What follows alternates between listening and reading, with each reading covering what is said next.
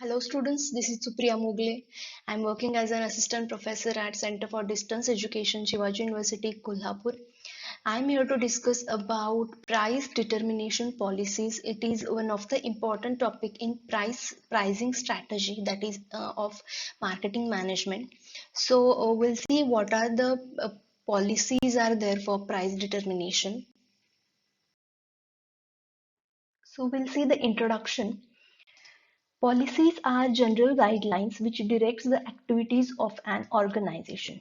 In small firms, prices are generally set by the top management, and it is reasonably in big firms, prices are set by the separate departments under marketing management, or it is set by marketing department. That means when a company is small, the price will be decided by top management, and when company is big, then there is a separate department of marketing, and there are people working in marketing department, and they decide the prices of that product. So there are various types of policies of price determination. Okay, discount allowances, geographical pricing, penetration and skimming, one price and flexible pricing, unit pricing, price lining, resale price maintenance, leader pricing, and odd pricing. So we'll see one by one. So the first is discounts and allowances. Now, discount and allowances means these are some deduction made from the seller price. And this discount may be of quantity discount or trade discount or cash discount. Generally, more the purchases, more the discount is offered. As you know, if we purchase one product, then suppose it has price of 100 rupees, and when we purchase in a bulk, means I want 10 items of the same product, then it costs 100 rupees. Okay, 10 rupees, one product is for 10 rupees and I want 10, so it will become 100 rupees, but he is going to discount because I have purchased more items, so he will maybe give me 10% discount, so I will get that in 90 rupees. So that is called discounts when you purchase more items. Then marketers also offer different allowances, especially to marketing intermediaries, like promotional allowances. So there are marketing intermediaries who are going to promote your product in the market, and they will get that promotional allowances to promote the product in the local market. Or suppose he is assisting in the promotion locally, so he will get that allowances. So these are some terms used in the discount and allowances. Next is geographical pricing. Geographical pricing means charging prices to different geographical areas, and this is generally done to cover freight cost. Now that means sellers must consider the shipping goods to the buyer. Means a product is going to transfer, or product is going to ship from one place to another place, then you are going to have that shipping goods also. Means you are going to consider the shipping goods to the buyer. And geographical pricing has various types like FOB pricing, uniform delivered pricing, zone delivered pricing, and freight absorb pricing. Now, what is FOB? FOB means free on board pricing. Okay, free on board pricing. That means a seller quote the price of the product at their factory location, and buyer has to pay for the transportation and rest the expenses. Now, what is uniform delivered pricing? Uniform delivered pricing means it is a price quoted to all the buyers regardless of their locations, and this pricing is used generally where transportation cost is less, and buyers generally locate near the supply point. So this is uniform delivered pricing. Then third one is zone delivered. Zone delivered means seller divide geography in different zones, and every zones has a certain number of customers, so pricing is considered as quoted as per that different zones, and every zone has a various variations in pricing. So that is called zone delivered pricing. Then freight absorb pricing means a pricing where freight charges means when you are going to ship ship goods from one place to another, then that transportation cost, that is called freight cost. And uh, pricing where freight cost charges are borne by sailors. This pricing is now followed in pharmaceutical industry only. Next is penetration and skimming. So, market skimming prices are such where prices are set high as compared to expected price, and market penetration is pricing product low with an intention to reach the mass. So you can see the graph. First one is penetration, red one is. So you are going to introduce the first at the low cost. It is denoting price, and when time changes you are going to increase the price of the product. And opposite to penetration is skimming, means first you are going to have high price and then the time will change, then you are going to lower the price of the product. That means in skimming price, first they launch the product with high price, and when sales increases, they change the price, means they lower the price. After means suppose competitors have copied the strategy, or now consumers are aware also, and then you are going to minimize the price. Okay, so it will difficult for the competitors to cope up with that price, and it will lead to have loss for the competitors. So this is the strategy used in pricing.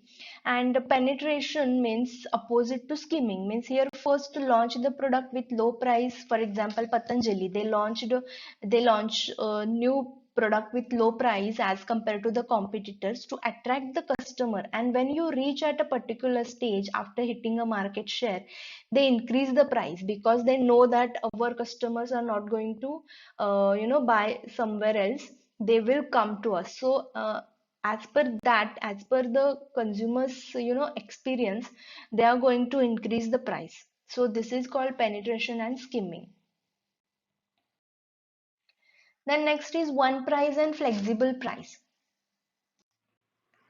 So one price strategy is where same price is charged for all the buyers who buy similar quantities of product. So in simple words, you can see this picture. One price policy is, one in which all the customers are charged the same price for all the goods and services offered for sales. For example, of one price policy is anything you buy at store that is non-negotiable and can only be bought at one price, for 2 liter bottle of Sprite, or 2 liter bottle of Fanta. So they are charged same. That is called one price. And flexible pricing means, under flexible pricing, also called as variable pricing, where similar customers are charged different prices when buying. Flexible pricing leaves enough scope for bargaining, means here bargaining is done. uh, uh, it offers the same product to the customers at different negotiation product. For example, mm, there is a flexible price policy is cars, and because you usually buy a car at negotiated contracts. For example, if you buy yellow or red uh, car, you have to pay for example 5 lakhs or more.